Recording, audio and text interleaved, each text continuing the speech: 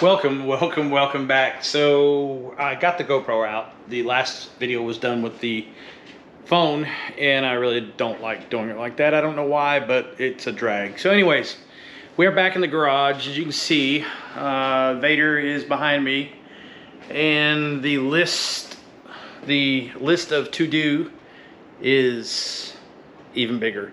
So we got a bunch of stuff done since the last time.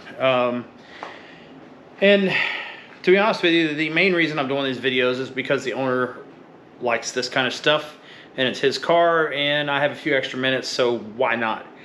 So time to turn the camera around. Let's get a look at the car, see what we got going on. Hopefully we're done and ready to go racing in the next week or two-ish, I hope. Yeah, anyways, here it is. So the one thing we did here, we added the EGT bungs on the headers. And I think you can see all that goodness right there. Got both sides done. It's just a little bit of a chore to get in and out. But the main thing that we were working on is the wiring. The car had no data to speak of. No sensors, nothing other than just enough stuff to run. So we've added all kinds of gadgets up here. Davis VPS. Got the Dominator back there, got a bunch of add-on stuff. As you can see, this car is set up for an external transmission cooler, and it doesn't have a radiator in it. So this is pure race car. No water in it and no transmission cooler on board, so we got to make sure and work around that. Well, no better time than the present to get started. Let's get to work. All right, so one of the things we did, we added, let me see if I can show you. We added this bung right here, and then we added the one right here on the front corner for the temperature in the pan. So obviously, so we can monitor the temperature there, and then the one in the back over there, wherever it is, this guy right here is for the dump valve if we add one. Now what we also added is a line pressure sensor, and then over here, tucked behind the shifter cable bracket, if you can see it, we added a line pressure sensor. So I think I said line earlier. The other one's charge pressure. This is line pressure. So we have all the data in the world from the transmission. If anybody knows what brand that torque converter is, let me know.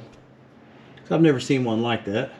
So like I said, the car had no data, so we added the stuff to the transmission because that's almost always an unknown in the race car world. Charge pressure and line pressure, especially charge pressure. I don't think this thing's gonna make enough power for line pressure to come into play, because usually that's gonna affect the clamping load that it has on the clutches and then on the band and that kind of stuff. So this thing won't have the kind of power that it's going to, where that could be a problem. Charge pressure, absolutely. So we got to keep an eye on that, and potentially we'll have to add dump valves if the converter's too tight or just doesn't act the way we want it to, or whatever. So well, on to the next part. So since this is nearly a new build as far as the wiring is concerned, we are adding stuff to Holley. God, how do I put it? We're going to add a bunch of stuff to Holley, and if you plan it ahead, you won't have a bunch of extra I/O that need to be added in the pin map, if that makes any sense. So for example, if you add boost control to it, it automatically creates the inputs and outputs, and you don't have to add the input or the output separately. So that usually leaves you with a bunch of extra stuff that you don't need. So I'll show you how I do it here, and then we'll go to the next step. So I have 3 pages of stuff here. There's page 2. That's actually the engine harness J1A and J1B. So you can see this is J2A, J2B, and then J3 and J4 are not being used yet, but I haven't even filled out any of the pin map in Holley yet. So So as you can see, the only thing that's there is a brake pedal that was already there, master enable, shift enable, so that's going to be boost control, transmission shifting. There's the bump input, the dome sensor, rev limit, and all this stuff that happens with the trans brake.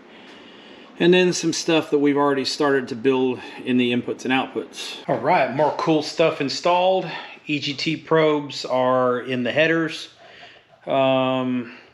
Everything is ran into the car. Like a dummy, I mounted the EGT box, and now I have to take it back out to get the CAN ID off of it, the number that you need in order to set it up in Holley. So I gotta finagle my way back up under the dash on this thing and take it out because it's not easy to get to. But check out the probes and everything. Passenger side all buttoned up nice and neat. Driver's side over there looking snazzy. This little guy about ready to do some work. Let's see if I can take you in there and show you where that box is mounted. Notice you can't see it. And I think you can see it right there.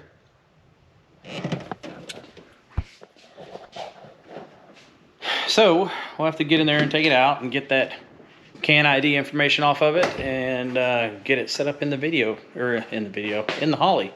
And maybe we'll do some of that in the video. I don't know, we'll check it out. The garage is kind of crowded right now, and I'm kind of kneeling down behind Vader, as you can see right there.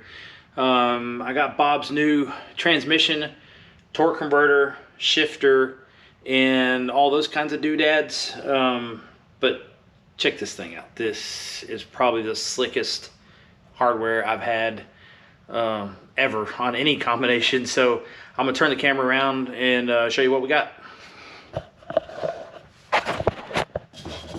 So this is a 3-speed turbo 400, and what you probably can't tell by the video, but that is a big 1 3/16 27 spline input shaft.